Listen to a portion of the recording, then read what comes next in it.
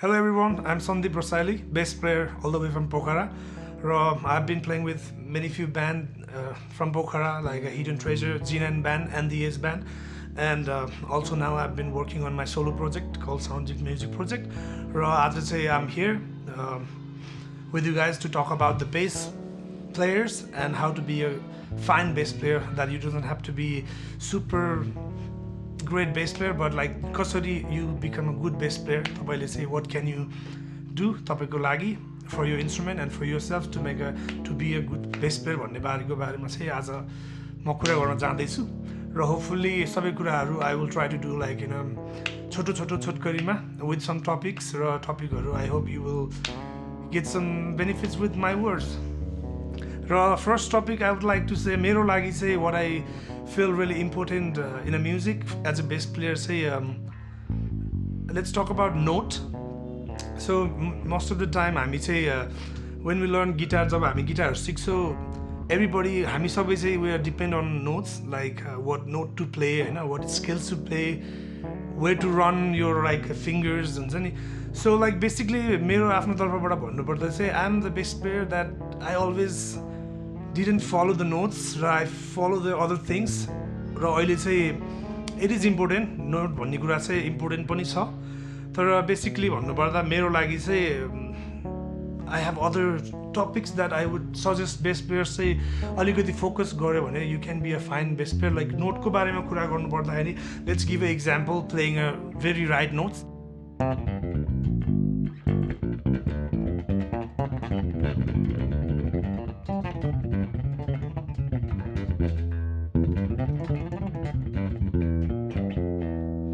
There are a lot of right notes, but it doesn't sound groovy हुन्छ नि as a bass player.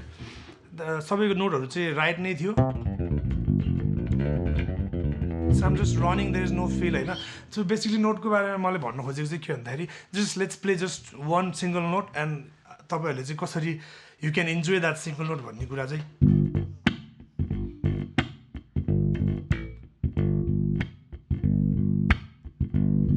that's what I'm talking about note कि मैले चाहिँ अब maybe like भएको भए मजा हुन्थ्यो होला but it still sound groovy. मैले सजेस्ट गर्न खोजेको के हो भन्दाखेरि note is important तर it comes when it's a good time before the note. I think तपाईहरुले चाहिँ अरु कुरामा चाहिँ little bit focus गर्नुस् and which can help you to become a good bass player yourself. र note सँगै another things I would like to talk is like articulation. Articulation भनेको basically simply तरिकाले हाम्रो नेपाली शब्दमा तपाईहरुलाई एक्सप्लेन गर्नु पर्दा it's all about like the distance of the note. Like तपाईले चाहिँ कुन नोट कति long बजाउने कति short बजाउने that's kind of idea लाई चाहिँ articulation भन्छ. Basically example दिनु पर्दाखेरि let's say like that's like one kind of articulating I'm doing. र अनि this is another kind of articulation I'm doing. This is one kind of articulation मैले गर्दैछु.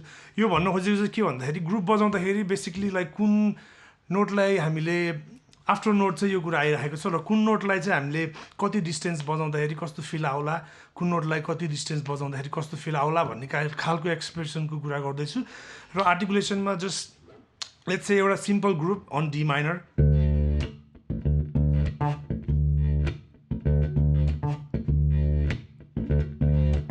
So यहाँ चाहिँ के गरिरहेको छु भने I'm giving the first note. यहाँ चाहिँ 3/3 को I'm giving a distance for same 3 notes जुन चाहिँ D मा मात्र युज गरिरहेको छु तर there are articulation. कुन एउटा चाहिँ अलिकति लामो गइरहेको छ फर्स्टमा, second is like a little bit short and third is like staccato जुन चाहिँ टक्क गइरहेको छ अनि all together it's sounding good. Let's hear.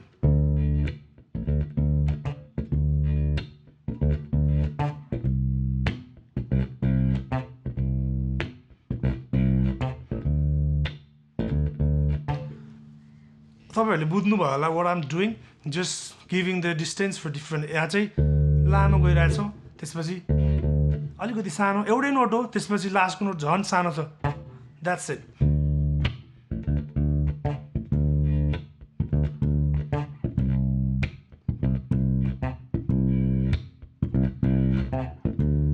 यो चाहिँ एउटा प्याटर्न हो जुन चाहिँ मैले चाहिँ युज गरेर आर्टिकुलेसन र नोट एउटै नोट बजाइरहेको छु तर आइ एम युजिङ द आर्टिकुलेसन यसमा र यो चाहिँ अलरेडी ग्रुभी साउन्ड भइसकेको छ र नाउ आफ्टर नोट र articulation let's talk about dynamics भनेको नेपालीमा हाम्रो स्ट्रेट भन्नुपर्दा it's all about like what भल्युममा चाहिँ you gonna play what note you gonna make it loud कुन नोट चाहिँ तपाईँले make it softer or very soft or very loud त्यो कुराहरू so basically let's apply all यो तीनटै कुराहरूलाई एप्लाई गरौँ नोट अनि आर्टिकुलेसन अनि dynamics at the end we talk about like हुन्छ नि अगाडिको नोटलाई लेट्स प्ले लाइक लाउड है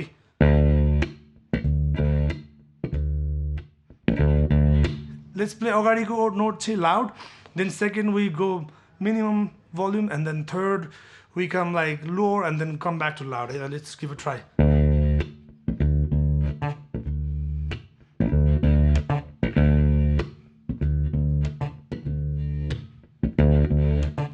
So after all, हुन्छ नि नोटको कुरा भयो नोट पछि हामी आर्टिकुलेसनको कुरा गर्यौँ डिस्टेन्स त्यसपछि चर्को बजाउने which is dynamics. So like अहिले हेर्नु सबै कुरा मिलाउँदाखेरि it sounds like this.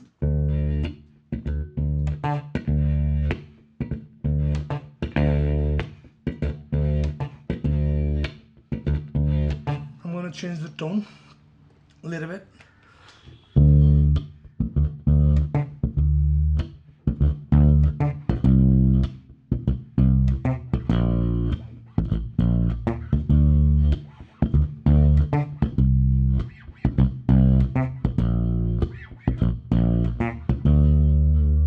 So basically सबै कुराहरू एउटै नोटमा बजायो तर वी एप्लाइड लाइक आर्टिकुलेसन अनि डाइनामिक्स र नोटमा हामी दौडिएनौँ तर वी ट्राई टु मेक अरू कुरालाई ब्युटिफुल र त्यही क्रममा चाहिँ आफ्टर अल टकिङ अबाउट धेरै कुराहरू चाहिँ गफ गर्नुको लागि but let's go talk about space why the space is important space भनेको चाहिँ like it's a space there is nothing so in music space भनेको चाहिँ के हो भन्दा we have to rest breathe take it easy हुन्छ नि अरूलाई पनि make it easy so like important about space in bass player is like super important because bass player is suppose to give lot of space to other instrument and cover them होइन त्यस कारणले गर्दा for the bass like to make a nice group why space is important let's give a try है त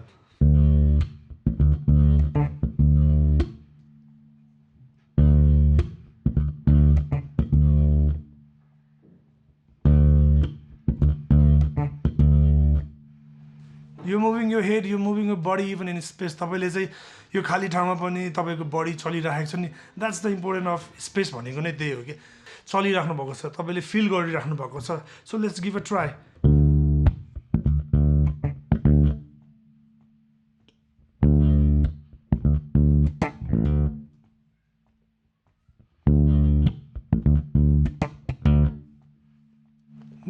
यो नै हो कि स्पेस भनेको there is already music so as a bass player मैले भन्नु खोजेको कुरा थिङ्क अबाउट नोट तर देयर आर अदर थिङ्स तपाईँले चाहिँ पहिला त्यो जान्नुभयो भने तपाईँले त्यो नोट चाहिँ मजाले एप्लाई गर्न सक्नुहुन्छ त्यसले चाहिँ तपाईँलाई पछि गएर चाहिँ वाउ खालको कुरा हो जो चाहिँ मैले पर्सनली त्यही गर्दैछु I give of my lot of time अहिले चाहिँ now I'm trying to learn scales and this and that तर जुनै स्केल मलाई थाहा नभए पनि मलाई थाहा भए पनि I can play that sounds better भन्ने चाहिँ I have a confidence so मेरो पर्सनल तरिकाले चाहिँ I am suggesting all of the best player think about lot of topics like हुन्छ नि नोटको बारेमा होइन अनि बेसिकली डाइनामिक्स आर्टिकुलेसन र अनि स्पेसहरूको बारेमा अनि यही सँगसँगै another important thing is like tone के अबाउट यो इन्स्ट्रुमेन्ट अबाउट यो बेस वी थिङ्क हुन्छ नि बेस गिटारहरू चाहिँ like we think lot of good bass हुन्छ नि महँगो भयो भने यो भयो भने त्यो भयो भने it's gonna sound better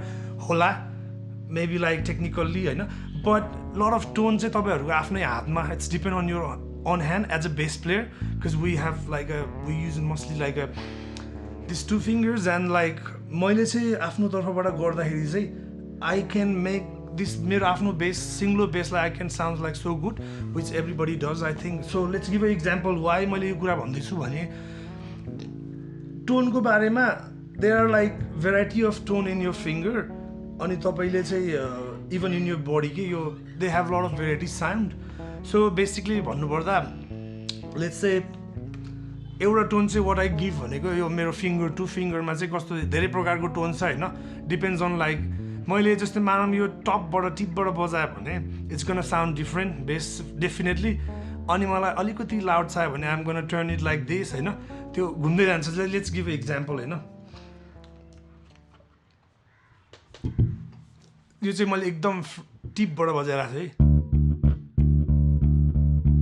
I am gonna go little bit side हैन,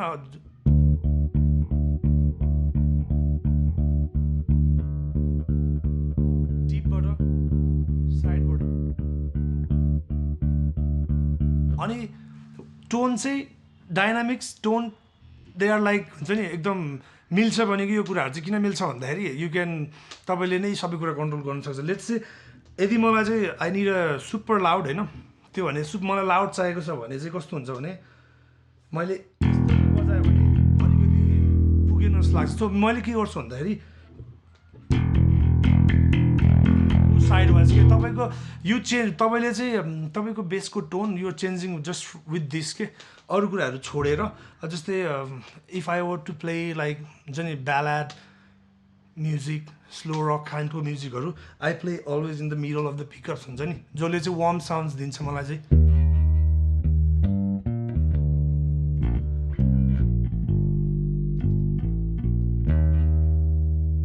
समथिङ लाइक द्याट। फङ्क बजाउनु पऱ्यो भने I don't play here because मलाई थाहा छ नि त if I play here I am gonna get that kind of sound जुन चाहिँ little bit of mid little bit of trebly sound and that's why I play here. अनि यस्तो सुन्छ यो फङ्क बजाउँदाखेरि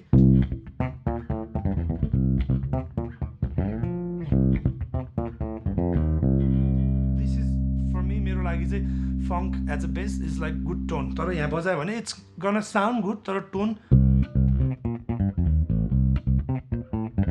खुलेको छैन। But like let's make a change of tone just यो औँलाबाट मात्र।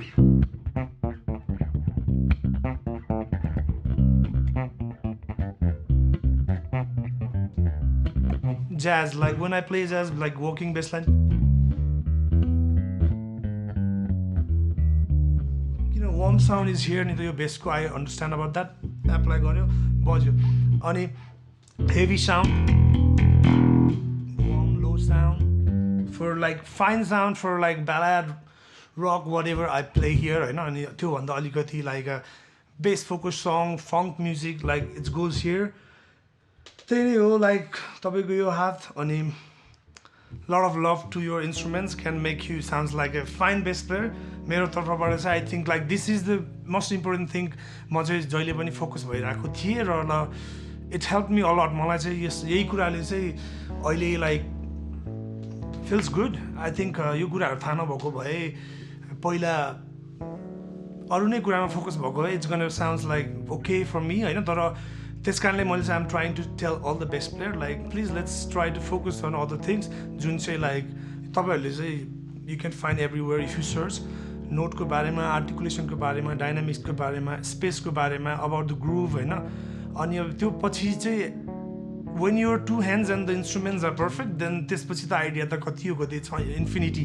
तपाईँले कहिले के कम्पोज गर्न सक्नुहुन्छ, तपाईँले के गर्न सक्नुहुन्छ, you can do whatever you like, तर लेट्स फिल इट के हुन्छ नि let's give you feel to यो बेस फ्रम तपाईँको दुईटै हातबाट, यो औँलाबाट यो औँलाबाट, र यु अन्डरस्ट्यान्ड यो बेस गिटार। अनि last time in my last video of this month बेसको अनबक्सिङमा होइन we talk about it's gonna take me a time to find out what's best like. अहिले चाहिँ I'm already getting into it बिस्तारै. So basically I hope you guys enjoyed. It was like हुन्छ नि just talking about the bass, how I feel, र मलाई चाहिँ के कुरा गर्दा चाहिँ ठिक होला त बेस प्लेयरहरू they can sound fine क्या. They don't have to be, I'm not talking to make you like super perfect bass player, but to be a good bass player that can play with any band and like make other musicians happy too. I hope you enjoyed, and that's all. And we will be talking about this topic more and more, and everything about the music with the guitar shop and everything. And I hope you enjoyed. Thank you very much.